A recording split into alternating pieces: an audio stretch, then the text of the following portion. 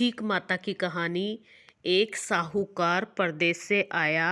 रात हो गई तो जंगल में ही रुक गया। वहाँ एक सर्प ने पूरी रात उसकी रखवाली की। सुबह होते ही साहूकार ने सर्प देवता को दूध पतासा खिलाया।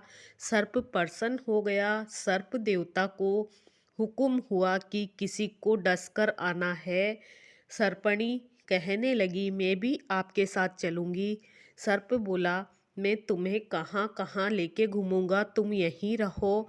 सर्पणी बोली, मेरे आगे लक्ष्मण रेखा खींच कर जाओ, दूसरे सर्प का आना मुझे पसंद नहीं है। सर्प देवता लक्ष्मण रेखा खींच कर गए और थोड़ी देर में दूसरा सर्प आया। सर्पणी उससे हंसी मजाक करने लगी। सर्प देवता के आने का समय होते ही वह भीतर जाकर सो गई।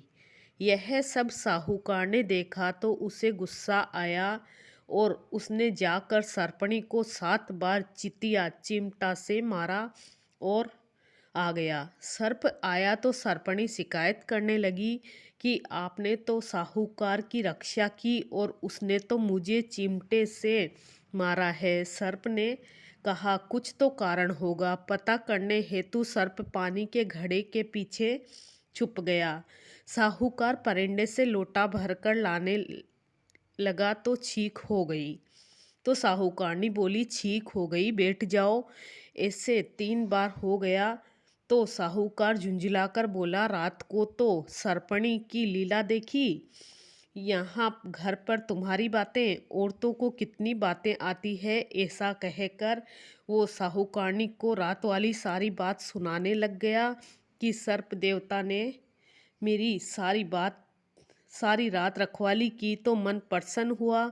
सर्पणी का नाटक देखा तो गुस्सा आया और मैंने उसे 7 बार चिमटा से मारा भी। इतनी बात सुनते ही सर्प बाहर आया, प्रसन्न हो बोला, साहूकार मांग क्या चाहता है।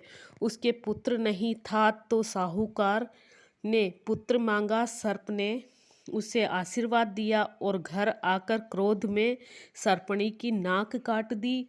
इस प्रकार छींक का नियम रखा तो साहूकार को पुत्र प्राप्त हुआ। छींक आ जाए तो छींक का नियम रखना और तुरंत शुभ कार्य नहीं करना। खोटी की खरी, अधूरी की पूरी। छींक माता की कहानी। छींक माता की जय।